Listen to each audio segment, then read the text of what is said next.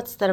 Бүгін біз асқабақты дәмді қылып балаларға пюре жасап береміз. Асқабақтан ол үшін бізге асқабақтың өзі мінекей сыртын тазалап турайын деп жатырмын. Ірі қылып және 1-2 орташа картошка керек, 1 морковь керек, 1 бас жуа керек. Ай балам тыныш. Мынаның ортасындағы мыналардың нелерін алып тастадық. Дәндерін бәрін алып тастадық. Дәндері бірақ асқабақтың пайдалы, кейін кептіріп қойып балаларға берсеңіздер, ішек құрты, глистий сондайларға жақсы көмектеседі дейді. Соларды парализует асқабақтың дәндері.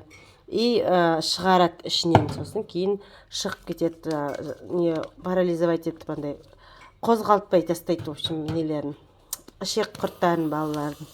Мынау бір любой өзіңізге ұнаған приправаны, сосын қазір бетіне себесіздер, сол қажет болады. Қазір біз мыналарды тураймыз және духовкаге саламыз. Орташа қылып турап, духовкаге салып, бетіне кішкене шемішкі май құйып, приправаны сеуіп, пісіріп аламыз картоп піскенше. Ал бастаймыз. Неке мен көрсетіп аттым жаңа турағанды. Тағы да бір кішілеу осылай қылып турап аламыз. Бәрі керек емес. Қазір мынадан басқа духовкаге басқа зат жасауымызға болады. Қазір өтіп кетті, біз мынаны противенге бәрін сала береміз. Дайындап қойдық.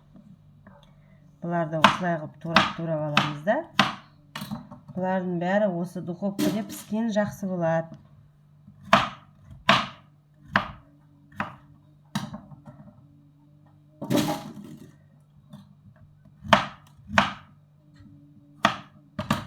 Сырттарын тазаладық, қабығынан ішінде дәндерін алдық. Енді мыналарды жайып қоямыз. И сәбізді тураймыз. Сәбізді де қатты кішкентай қылып турап керек емес. Бір 20 минуттай пісіреміз духовкаде. Осылай қылып тұрсаңыз да болады, ірі қылып тұрсаңыз да болады. Бетіне шемішкі май құямыз ғой.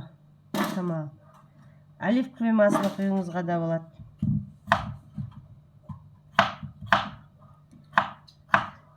Соң бәрі піскеннен кейін бұларды блендермен өткізіп аламыз.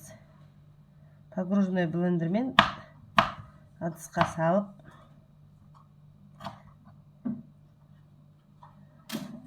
тағы да қосатын заттары бар.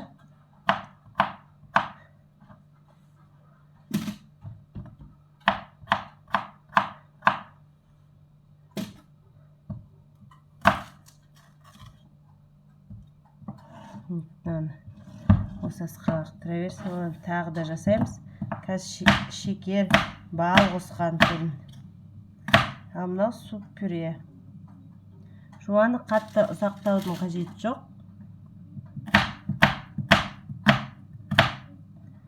Жұмсақ піссе болды.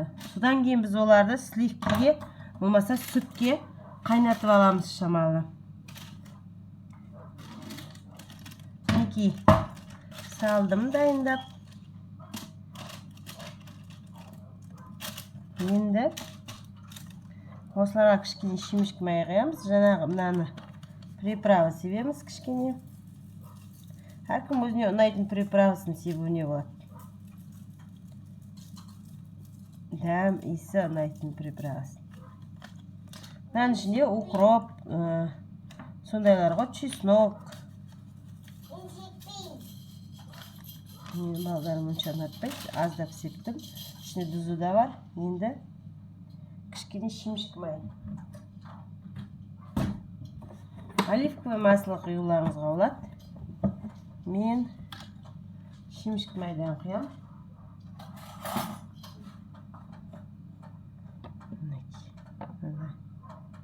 Құйып алып бетіне.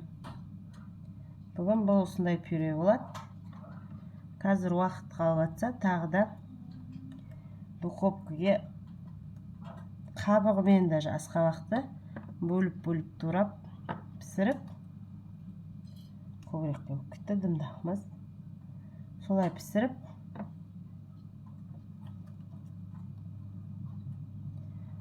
бал қосып мында араластырып жіберейін.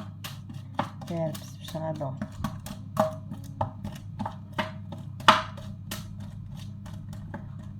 Араларын ашайын қазір.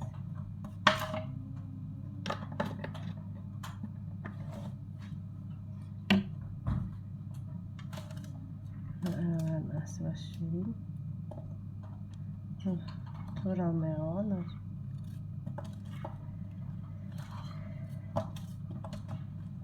Осылай пісіріп шығамыз.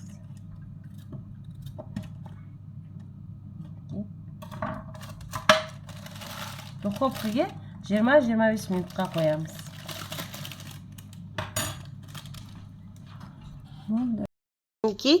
Жаңа духовкада пісіріп салып алдық. Енді бір стакандай сливки құюға болады, болмаса сүт құюға болады. Сливки құйсаңыз, қасына кішкене кипяток құйып жіберіңізге болады.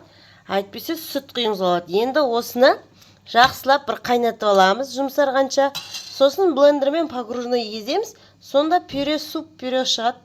Тыквенный балаларға өзіміз ішсек те пайдалы. Суп пюре өте дәмді болып шығады. Мінекей қою қылсаңыз қою болады. Кішкене сүт или кипяток құйсаңыз, кәдімгі суп сияқты болып шығады. Мен балдарыма пюре болған жақсы деп мен қоюлау қылдым. Бұны жаңа сүтке қайнағаннан кейін погружной блендермен езіп жібердім ғой. Ішінде картошкасы бар, морковы бар, жуасы бар, тәтті бұрышта салуларыңызға болады.